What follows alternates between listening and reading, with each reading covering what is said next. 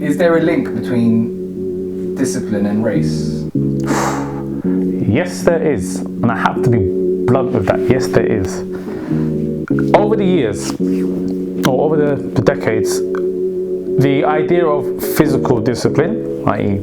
smacking, beating, etc., has fallen out of favour with the government, with Ofsted, with social care. And even the smallest of incidents needs to be recorded. For example, if a child comes to a teacher and discloses that yesterday they were hit by their parent, naturally the first instinct of a teacher is obviously to record that, because it could be a case of abuse. It could, you must think outside the box when you're a teacher. You must think of all possibilities. It's a bad thing to do, but your first and foremost priority is the safety of that child, the well-being of that child. So you must think outside the box. Now, when it comes to I guess people of African or Caribbean culture, there is a discipline comes in the form of physical discipline where you might be hit or beaten, etc. And I was subjected to that as I was growing up. I wouldn't say I was abused, much like many people of African and Caribbean descent, probably even other races as well. But when you step into the teaching industry, it's viewed slightly different, and I guess the government have played their part in it, that they believe that discipline can be introduced, or discipline can be effective through other means that aren't physical, that aren't contact. You always get that disparity between those of one race where they may use physical force as a discipline, and those of another race where they may just talk and use a naughty step. What's the reason for the government putting that in place, and is it traumatic to you? Well, I think there have been many incidents across a period of time where where children have been abused or neglected, and it's become national news, and the government, I guess, to a sense, must react. They must react to this. They must devise new rules, new practices to ensure that these things don't happen again. There was a famous case of a young lady whose name I believe is Victoria, a young child who was neglected and abused. This was in the late 90s or early 2000s as a child, and she died because nobody sought to respond to what was going on in their home. Everybody thought it was, as far as I'm concerned, just part of the discipline. And because nobody took it further, nobody raised an alarm or raised a caution about it, she eventually, she had died because of her injuries and the beatings that she got. So whilst there is a upbringing in terms of African and Caribbean culture, there's a way of doing things in terms of discipline, and there have been incidences across the news and over the decades to suggest that the government are only doing what the government can do to ensure the safety and well-being of a child because they have reason to. Being Black History Month, do schools respond well to it? Since I've been teaching, when I was a child, I don't particularly remember doing any work or anything as such on Black History Month, but since I've been teaching, every school that I've been to, and I've seen also online and YouTube videos, every school has made it a big deal to do something for Black history. And a lot of the themes that you might find are, celebrating the sporting success of certain individuals like Usain Bolt, Kelly Holmes, Colin Jackson, etc., etc. And whilst it's all well and good, however, sometimes we don't get to delve into the root of Black history. Why is it there?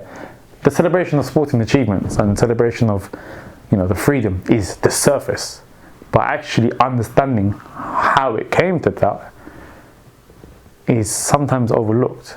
In most cases. I mean, I've taken it on board myself as in the schools that I've worked at to teach the children the, where did this all start?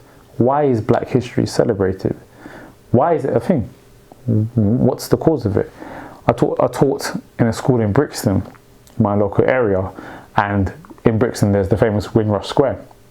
So I started teaching the children and taking them on a mini trip to Windrush Square, which is only down the road, but I started teaching them about the history of this name and where it came from. Why is it so famous? Because it linked into the current affairs of the day.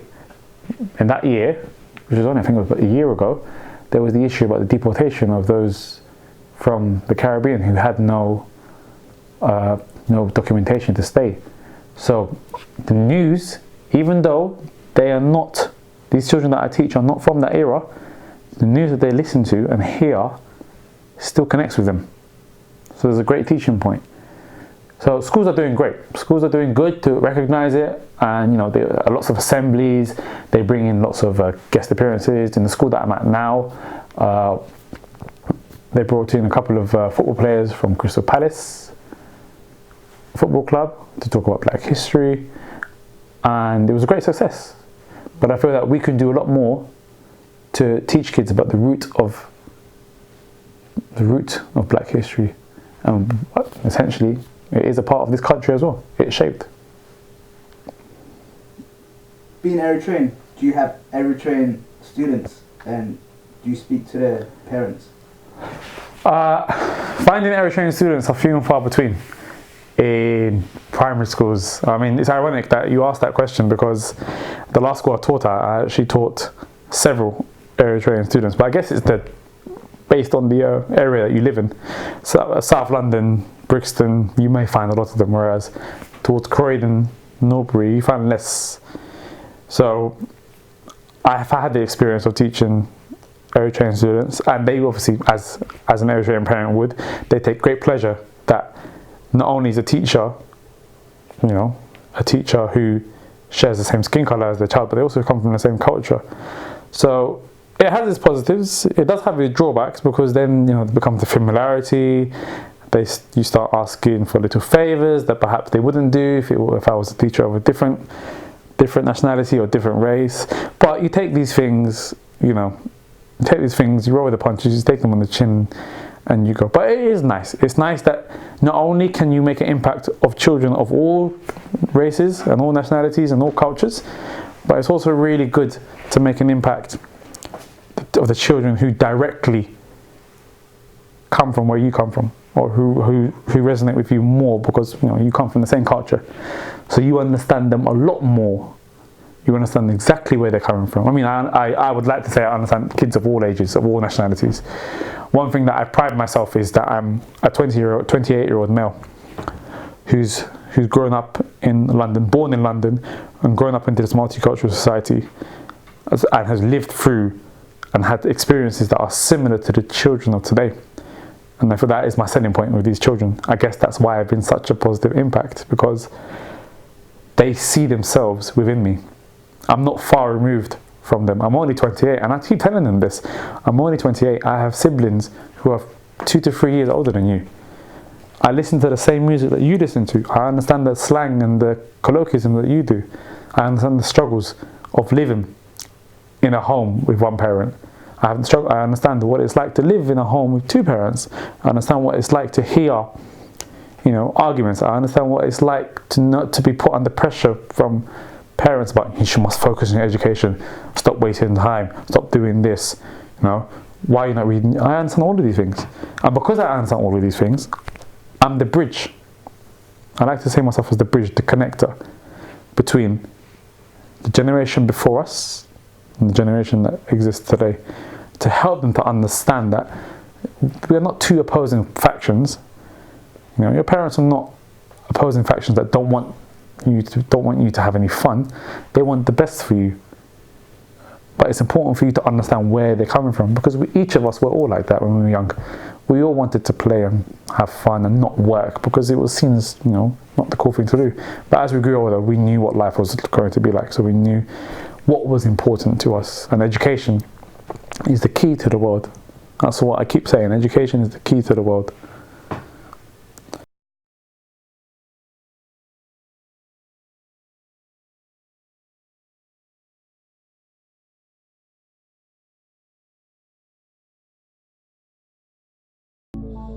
Yo, I don't need a coach. I don't need advice. All right, good talk, coach. Thanks.